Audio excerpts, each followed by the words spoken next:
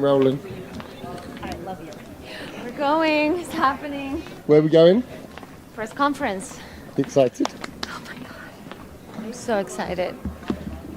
Last night was so amazing, wasn't it? It was incredible. Oh my gosh, magical. Such a good energy. Everyone was so happy. Yes. I know, it's got a really lovely vibe. Everything's got a lovely vibe. Yes. Now stand here. Let's go. Bye guys. This is so exciting. What a choose honour. To play Marilyn Monroe. It's always it's like love at first sight. I saw her in that movie Knock Knock, and I thought that girl could be Marilyn Monroe. How are you? I'm good. I'm going to ask you quick questions. Where are we? We're in Venice. And why are we here? We're gonna premiere Blonde, finally. After 3 years waiting. Yeah. You just know. When the right person walks in the room, you just know. What's this? What do you got here? We're okay. I was fine and now I'm getting nervous. You nervous? Yeah. You are? Yeah. It's good to be nervous because it matters. It's important. And I'm excited. It's good nerves because I have a good feeling. I don't know. Yeah. I think that's healthy. Yeah. Is that Andrew? It is, yeah, he's swimming. It's the director. There he goes. He's a great swimmer. Tell me something about Anna. I mean, the thing I really admire about her is she makes the space that she needs on set. She'll make the space that she needs. The other thing is she's always right. Have you seen the movie? I haven't seen it. I'm seeing it for the first time. Oh, you're going to see it? Oh my God. Which is why I'm so keen to also have a few words with you straight after. Okay. Do you know what I mean? I want to see your face Yeah. right after. Oh my gosh, I hope I just don't start crying and sobbing too much. I don't know if this is fair, but I felt when I saw Paloma in Bond, I saw someone who was Sure. in the process of No, of, you know of what? Marilyn. Yeah, but remember, so I was scheduled to shoot Bond and then Blonde, but my schedule changed. I had 2 days between finishing Blonde and starting Bond. So, no question there is Marilyn in Paloma. It just happened, and I feel like I didn't have time, because I didn't have time to say goodbye to Marilyn. So that makes me feel incredibly privileged witness. Both? Well, you know, Yeah. I saw you before, I saw you on set before Blonde, I saw you on Blonde, and then we were working on Bond together. Yeah. Amazing to see. How did a girl from Cuba that didn't speak a word of English? I went to Spain first. I moved to Madrid. 2 of my first films in Cuba were Spanish productions. 6 years later, or something, like, I'm doing Marilyn Monroe. It's freaking bananas. You know, as far as the English-speaking world is concerned, she seems like she's a new thing. But Anna's been working professionally since she was a teenager. You know, so she's really a veteran, and she understands what's going on a movie set. And she's got also that instinctive where the weaknesses are, where the strengths are. Do you know what I'm saying? Like, she's just a real pro. She's got a kind of emotional force field. Do you feel that with her? Yes. Yeah. Like, whatever Anna's feeling, she can just, infect you with it. Did you find many parallels between yourself and Marilyn? More than I expected.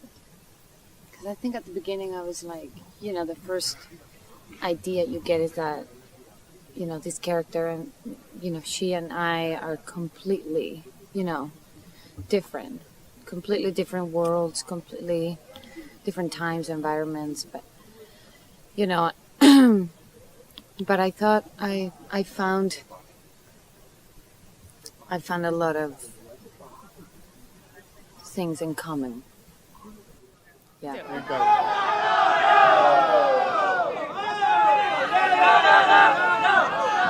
Over your shoulder.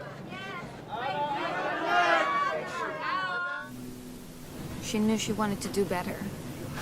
Yeah, but the big problem, you know, making a movie about Marilyn Monroe, who the fuck's going to be Marilyn, right?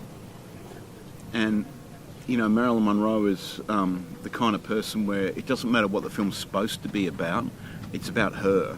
They have to be like the sun around which everything else revolves, you know.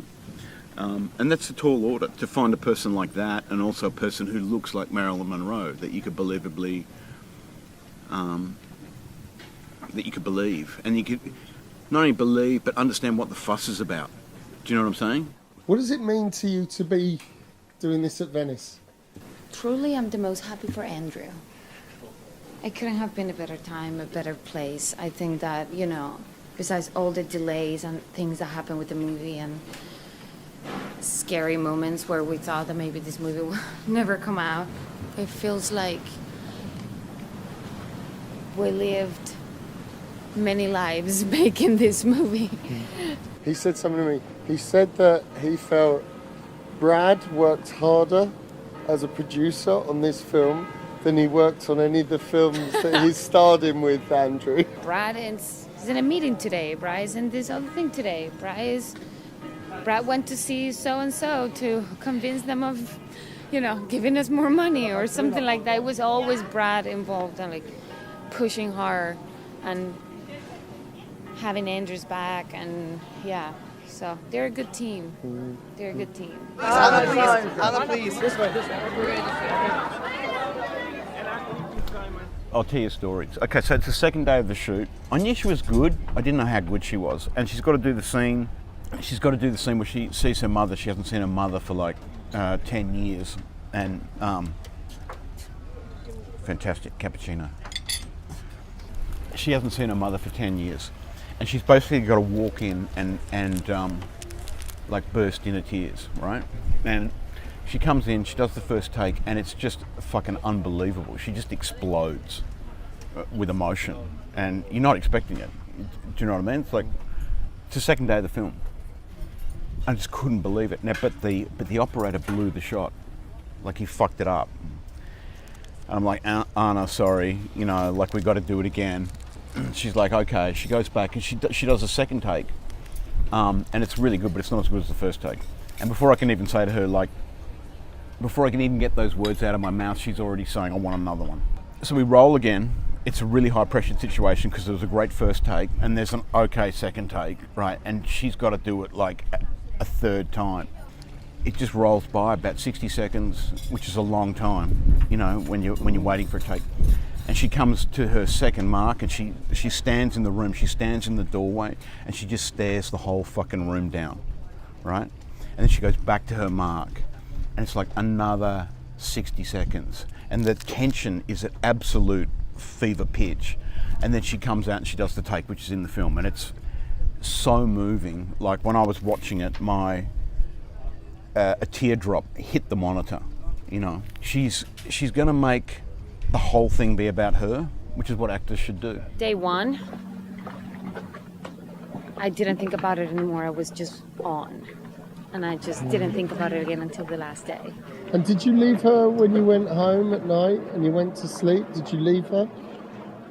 Or did you stay with her? It wasn't my choice. I think she was with me. Do you know it? I'm getting nervous, you know. I can see. You know? Yeah. I can see. Wow.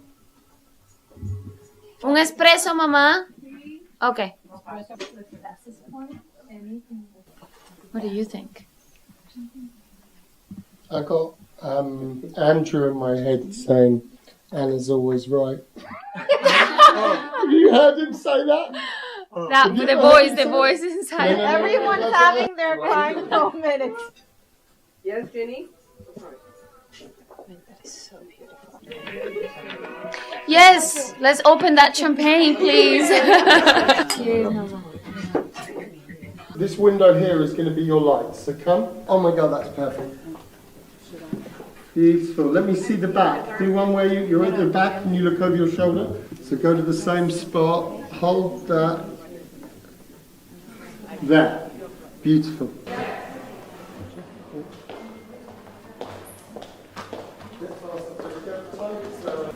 Look over your shoulder, Anna.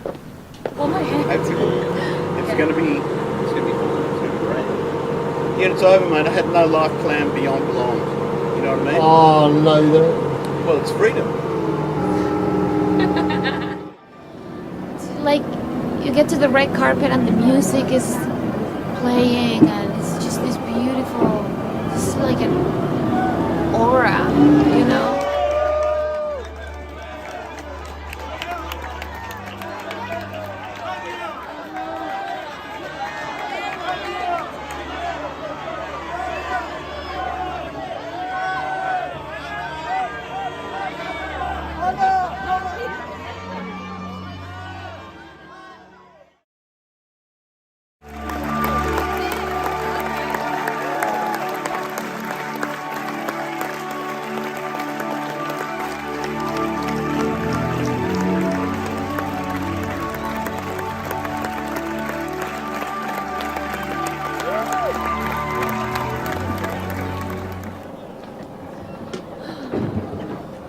What the hell? Oh my god. Blonde with Ana de Armas as Marilyn Monroe gets an 11-minute standing ovation at Venice Film Festival.